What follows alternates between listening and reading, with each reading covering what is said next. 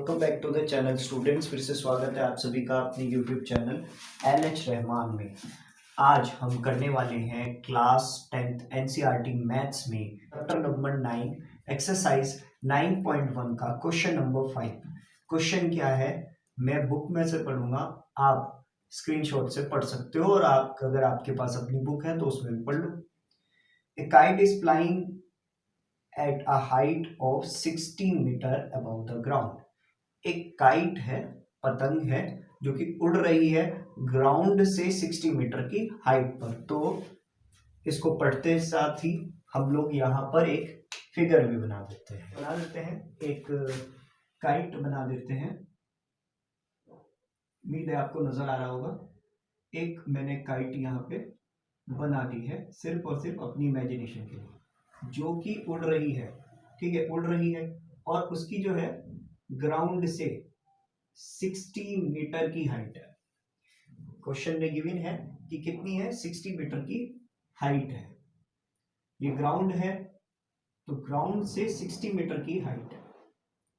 साथ में क्वेश्चन ने हमें और भी कुछ बताया। The string is attach to the kite is temporarily tied to the point on the ground. So string, आपको पता है पतंग तो अपने आप नहीं उड़ती ना, पतंग को उड़ाने के लिए क्या चाहिए होता है, एक स्ट्रिंग चाहिए होता है। और ये टाइटली पैक्ड है, ऐसे सीधी जा रही है। ठीक है, ऐसे सीधी जा रही है, ऐसे पकड़ रखी है, पकड़ी हुई यहां से है और ये जो है ये डिस्टेंस है ग्राउंड का, ग्राउंड से यहां तक का डिस्टेंस है। आगे कह रहा है the inclination of the string with the ground is 60 degree. So string से ग्राउंड तक का जो डिस्टेंस है वो 60 डिग्री है।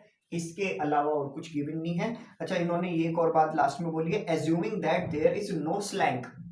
अब आपको पता होगा नो स्लैंक। अब स्लैंक क्या हो गया, जैसे ये काइट है आपकी, सो काइट को ऐसे ये स्ट्रिंग ऐसे पकड़ी होती है ना, ये स्लैंक होता है। ये कह रहे हैं बीच में है ना, ऐसे ऊपर नीचे नहीं है, सीधी की सीधी है। स्ट्रिंग जो है वो सीधी है, इस तरह से नहीं है। इस चीज का ध्यान रखना, ठीक है, इस तरह से नहीं है। सो मैं ये रख कर देता हूं और क्वेश्चन को हम आगे बढ़ाते हैं। अच्छा, क्वेश्चन ने हमसे पूछा है find the length of string. String पूछी है। अब बच्चों यहां पर ये परपेंडिकुलर, ये हाइपोटेनियस, ये बेस पूछा गया है, पूछा है स्ट्रिंग। सो परपेंडिकुलर मेरे पास है, हाइपोटेनियस नहीं है, और हाइपोटेनियस मुझे निकालनी है। सो अगर मैं फॉर्मूले से देखूं, पंडित बद्री प्रसाद हांजी हूं बोलो सोना चांदी तोलो, तो मुझे परपेंडिकुलर और हाइपोटेनियस के अकॉर्डिंग मुझे साइन की जरूरत है। सो मैं लिख दूंगा length of string equals to sine 60 degree लगाएंगे, और साइन 60 डिग्री यहां पर क्या होगा, इसको ए बी सी, ठीक है, ये बेस और ये हटा देता हूं। So A B upon A C, A B upon A C. Sine 60 कितना होता है, वो होता है √3/2, और ए बी यहां पर 60 है, ए सी का पता नहीं, ए सी क्रॉस हो गया, ए सी √3 इक्वल्स टू 2 की मल्टीप्लाई, तो ये 120 डिग्री हो गया।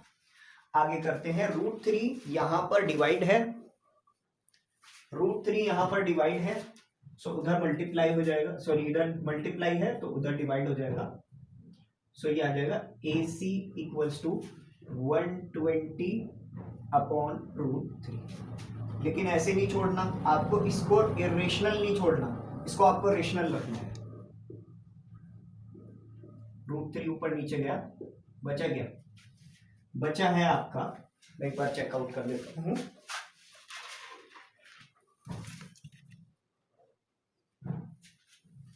ये बचता है आपका 120 √3, और √3 से √3 की मल्टीप्लाई हुई तो 3 है।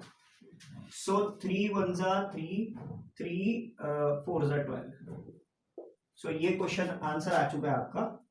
AC की वैल्यू आ जाएगी आपकी 40√3। यहां तक आपका आंसर खत्म हुआ। सो ये जो स्ट्रिंग है ये 40√3 का है। ठीक है, आप लिख सकते हो length of string equals to 40√3 और हमारा आंसर बिल्कुल सही है। एक्सरसाइज 9.1 का क्वेश्चन नंबर 6 और ये क्वेश्चन आपको ट्रिग्नोमेट्री में थोड़ा सा और समझा देगा, मतलब बता देगा ट्रिग्नोमेट्री किस तरह के इससे रिलेटेड क्वेश्चंस बन सकते हैं। आपके सामने कुछ इस टाइप से क्वेश्चन है। सो इस क्वेश्चन को अगर आप पढ़ेंगे, मैं अपनी बुक से पढ़ रहा हूं, आप अपने सामने स्क्रीनशॉट से पढ़ते रहें। A 1.5 meter tall boy is standing at some distance from a 30 meter tall building. अब एक बॉय है जो 1.5 मीटर का है और वो एक बड़ी सी बिल्डिंग जो कि 30 मीटर की बिल्डिंग है उसके सामने खड़ा हुआ है। आप लोग कंफ्यूज इस वजह से हो जाओगे कि यहाँ पर एक बॉय की भी हाइट दे रखी है और ऊपर से एक बिल्डिंग की हाइट भी दे रखी है। आप लोग कंफ्यूज हो जाओगे, है ना, ये सोचोगे कि इसमें निकालना क्या है। सो आप लोगों को मैं एक बेसिक सा एक छोटा सा एक एग्जांपल लेता हूँ। इन केस आप ये सोचने लगो कि आप एक बड़ी सी बिल्डिंग के सामने खड़े हो, एक बड़ी सी बिल्डिंग के सामने आप खड़े हो, तो आप अपनी आईज से देखते हो। जब आप अपनी आईज से देखते हो सो आपका जो एंगल ऑफ एलिवेशन है वो आपके हेड के थ्रू बनता है, ना कि आपके फिट के थ्रू बनता है। आपके पांव के जरिए एंगल ऑफ एलिवेशन नहीं बनेगा, आपकी आंखों से बनेगा। कुछ समझ में आया ना? ठीक है, ये सब समझ में आया ना, ये सब क्या है। सो इसी तरह से वो बॉय जो है, अगर उसकी हाइट 1.5 मीटर है और वो खड़ा है इस 30 मीटर बिल्डिंग की हाइट से, सो एंगल ऑफ एलिवेशन जो बनेगा वो बिल्डिंग ये पूरी नहीं आएगी, बिल्डिंग इतनी आएगी, बिल्डिंग सिर्फ इतनी आएगी, पूरी नहीं आ पाएगी। कुछ समझ में आया? बिल्डिंग पूरी नहीं आ पाएगी, बिल्डिंग सिर्फ इतनी आएगी। मतलब जैसे ये बिल्डिंग 30 मीटर बताई गई है हमें और ये जो लड़का है ये 1.5 मीटर इसकी हाइट है। इस लड़के की हाइट 1.5 मीटर बता रखी है। सो 1.5 मीटर अगर मैं यहां से यहां तक लेकर जाऊं तो ये अब पूरी 30 मीटर नहीं रही। So assuming length of building 30 metre नहीं रहेगी, 1.5 उसमें से हम लेस कर देंगे जो कि होगा 28.5।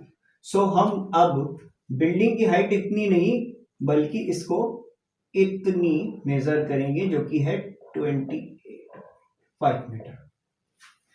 दूसरी चीज क्वेश्चन ने आगे ये भी बोला है, the angle of the elevation from his eyes to the top of the building increases from 30 to 60 as he walk.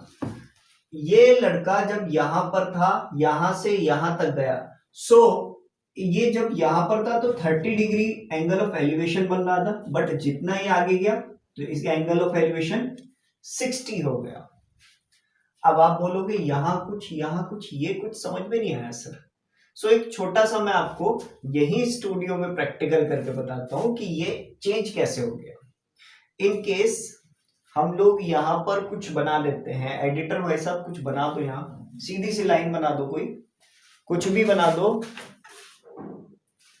ठीक है, कुछ भी बना दो। सो मैं यहां पे खड़ा हो जाता हूं, यहां पे प्लीज कुछ बना दो सीधी सी लाइन, ये सही रहेगा, ठीक है। अब मैं इस पॉइंट के बिल्कुल इधर देख रहा हूं, ठीक है, मेरी ये जो नेक है यहीं पर ही रहेगी। अब मैं इसको थोड़ा सा आगे चलना शुरू करूं, आप देखते रहो। मेरा जो एंगल ऑफ एलिवेशन है कुछ इतना बन रहा है, कम है ये, ठीक है। मैं थोड़ा आगे चलता हूं, मेरा अब आप देख रहे हो तो पहले मेरी जो नेक थी वो ऐसे कम थी, मैं आराम से देख सकता था, एंगल ऑफ एलिवेशन मेरा कम बन रहा था। बट जैसे ही मैं आगे चलता हूं तो ये बढ़ जाता है और बढ़ जाता है। सो मैं यहाँ तो कम हो गया, लेकिन जब आगे चल रहा हूं आप देख रहे हो मेरी नेक बढ़ रही है, मेरी नेक बढ़ रही है ना। सो कुछ इसी तरह से ही जितना ये बच्चा, ये बॉय आगे जाएगा तो इसका एंगल ऑफ एलिवेशन बढ़ता चला जाएगा। आप नॉर्मली किसी टावर के सामने भी ऐसा कर सकते हो, ठीक है। उस पॉइंट को ले लो, उस टावर के सामने को ले लो, आप उसके आगे जितना चलते जाओगे वो एंगल ऑफ एलिवेशन अपने आप बढ़ता चला जाएगा, और बढ़ते बढ़ते वो आप बिल्कुल ऐसे चले जाओगे, आप देखोगे वो बिल्कुल हाइट ऐसे है, ठीक है ना। क्लियर हो गया ना। सो आगे हम क्वेश्चन को करते हैं। क्वेश्चन बोल रहा है हमें फाइंड आउट क्या करना है, find the distance he walk toward the building. So यहां से यहां तक का डिस्टेंस कितना है उस चीज को आपको निकालना है, ठीक है। तो हम निकाल लेते हैं। अब सबसे पहले तो मुझे ये पूरा ट्राइंगल चाहिए, तो मुझे क्या चाहिए, मुझे ये वाला ट्राइंगल चाहिए, मतलब जो 30 डिग्री का है। मैं पहले इनका सबका नाम ले लेता हूं, ए बी सी और डी।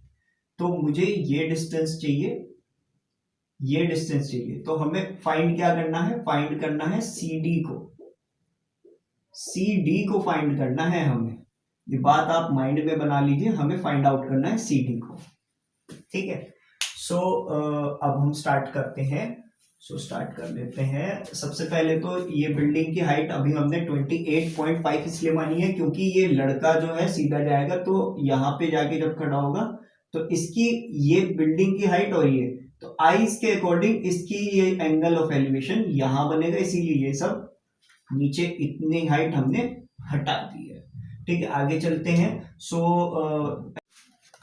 आगे करते हैं बच्चों, मैंने इसका नाम दे दिया है, ठीक है। अब मैं ट्राइंगल ले रहा हूं ए बी सी, मैंने पहले से लिख लिया इन ट्राइंगल ए बी सी मैंने ये ले लिया, और यहाँ ए बी सी ये 30 डिग्री बना हुआ है। सो हमें यहाँ पर परपेंडिकुलर गिवन है और बेस हमें निकालना है। सो हमें यहाँ पर लगाऊंगा 30 डिग्री, 30 डिग्री ए बी, क्योंकि वो होता है perpendicular upon base A B upon B C. So 30 degree मुझे लगता नहीं बताने की जरूरत है आपको, तो वो होता है 1/√3, और यहां पर आपके पास है 28.5 अपॉन BC। BC हम इधर ले जाएंगे और ये आ जाएगा आपका 28.5√3। सो हमें अभी तो हमारे पास ये पूरा BC आया है, अब मुझे ये DB निकालना है। तो अब मैं ट्राइंगल ले रहा हूं, in triangle A B D. So यहां पर मेरे पास गिवन है ए बी जो कि है 28.5 मीटर का, यहां पर मेरे पास डी गिवन है, बी डी मुझे चाहिए। सो यहां 60 डिग्री लगा हुआ है। सो 10 60 डिग्री होता है A B upon B D आएगा। 10 60 डिग्री कितना होता है बच्चों, 10 60 डिग्री होता है, 10 60 डिग्री कितना होता है बच्चों, √3। ए बी कितना है 28.5 अपॉन बी डी। सो इस अब बच्चों ये जो बी डी है मैं इसको इधर ले आऊंगा और √3 नीचे डिवाइड हो जाएगा। सो ये कुछ इस टाइप से होगा कि BD की वैल्यू आ जाएगी 28.5 अपॉन √3। मगर ये एक इरेशनल नंबर है, तो इसको रेशनल बनाना पड़ेगा, √3 से √3 की मल्टीप्लाई करनी होगी। और ऐसा करने के लिए, ठीक है, थोड़ा ऊपर कर देता हूं, यहाँ कैमरे में नजर नहीं आ रहा, एडिटर भैया ने हमें इशारा दिया, √3 की √3 से होगी। सो √3 की √3 से होगी तो यहाँ आएगा 3, और 28.5 मल्टीप्लाई होगा √3 से, तो यह आ जाएगा 28.5 √3। 3 1 3, 3 9 27, 3 5 15, आपका ये आ चुका 9.5√3। सो बेसिक सी बात है कि BD की वैल्यू यहां पर मुझे 9.5√3 मिल चुकी है। ठीक है, यहां तक सब क्लियर हो गया, यहां तक सब क्लियर हो गया। अब आ जाते हैं कि हमें निकालना क्या था, हमें तो CD निकालना था भाई। और CD कैसे निकालूंगा कि ये जो BC है इसमें से मैं ये BD माइनस करूंगा, ये जो BC है इसमें से BD माइनस करूंगा, तभी मेरा CD आएगा। आप बोलोगे कैसे? देखो ये पूरी लाइन थी, ये पूरी लाइन थी CPC, पूरी लाइन है BC, है ना। यहां पे D है, मुझे क्या निकालना था? CD निकालनी थी। ये चलकर यहां से यहां तक का जो इसने डिस्टेंस लिया वो कितना है।